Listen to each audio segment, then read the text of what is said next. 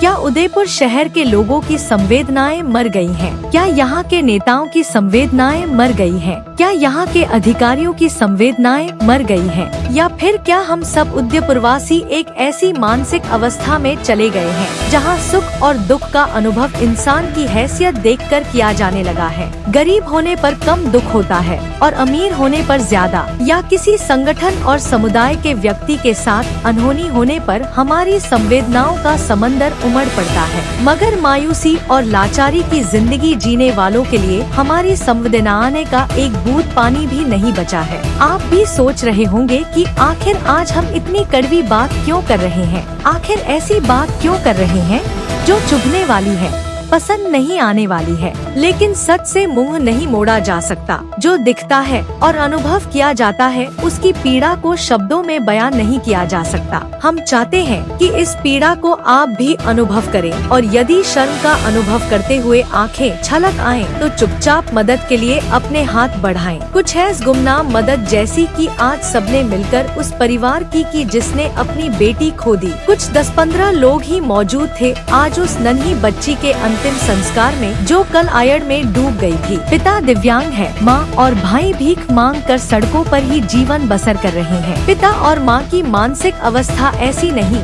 थी कि अंतिम संस्कार का इंतजाम खुद कर सके। ऐसे में जनप्रतिनिधि और समाज के लोगों ने मिलकर मानवता की मिसाल पेश करते हुए बच्ची का अंतिम संस्कार किया। अंतिम संस्कार के दौरान समाज के लोगों के साथ ही उन लोगों की भी आंखें भर आईं जो वहाँ मौजूद थे। ये आंसू उस बच्ची की असामयिक मौत के साथ ही परिवार की लाचारी भरी जिंदगी को देखकर छलक रहे थे। बच्ची की मौत के बाद अब पीछे एक छोटा सा भाई बचा है जो आयड़ नदी में सर्च ऑपरेशन के दौरान पूरे समय भूखा प्यासा बैठा मौजूद रहा। बच्ची के डूबने के बाद पहले दिन माँ मौके पर आई थी, दूसरे दिन ना माँ आई ना पिता। कल शाम को जब नन्ही बच्ची की पार्थिव देह आयड़ नदी में मिल गई तो उसकी सूचना देने जनप्रतिनिधि और समाज सेवी पिता को ढूंढते हुए प्रताप नगर पहुँचे। वहाँ दिव्यांग पिता फुटपाथ पर मदहोशी की हालत में मिला। बार बार झकझोरने पर भी उसने अपनी बेटी की मौत की खबर को सुना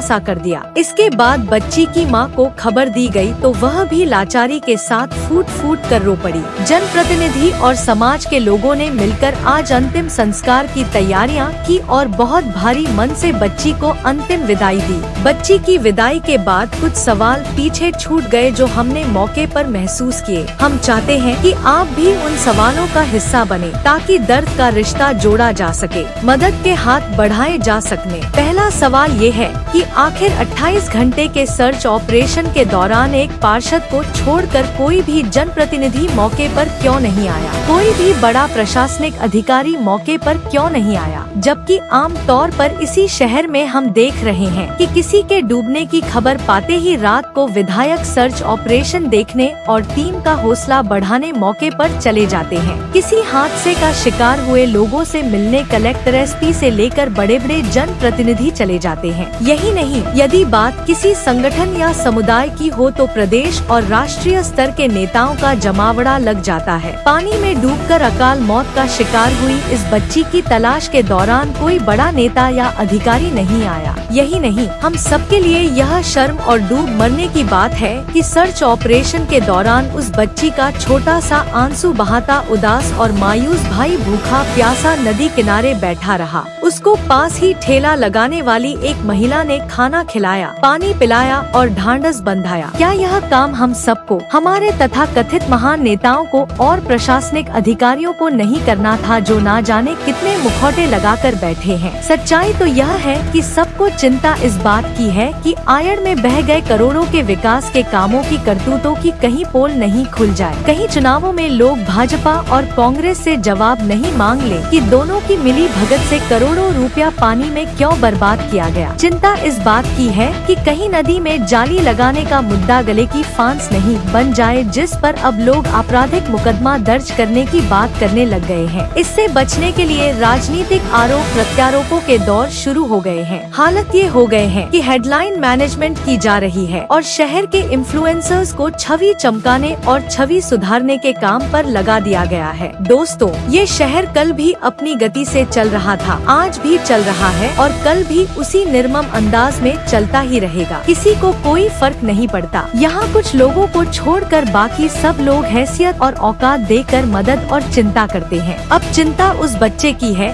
जिस पर दुखों का पहाड़ टूट पड़ा है। समाज मदद को आगे आया है, कुछ संस्थाएं और एक जनप्रतिनिधि ने हौसला दिलाया है, मगर यह सब नाकाफी है। आज अंतिम संस्कार में शामिल कुछ लोगों से हमने बात करने का प्रयास किया, मगर उन्होंने कहा कि उनकी दिलचस्पी मदद करने में है। नाम बताकर वे राजनीति का शिकार नहीं होना चाहते हैं। अब जरूरत उस बच्चे को स्थायी रूप से आर्थिक संबल दिलाने की है, ताकि वो अपनी उम्र और समझ के हिसाब वाला जीवन जी सके। हम बच्चे की पहचान उजागर नहीं कर रहे हैं, लेकिन जो मदद करना चाहें वे जनप्रतिनिधि या प्रतापनगर थाना पुलिस से संपर्क करके बच्चे के बारे में पता लगा सकते हैं। और अंत में यही कहेंगे कि जो लोग मदद को आगे नहीं आए वे याद रखें कि वक्त की चक्की में सब कुछ पीसा जाता है और ऊपर वाले की लाठी में आवाज नहीं होती है।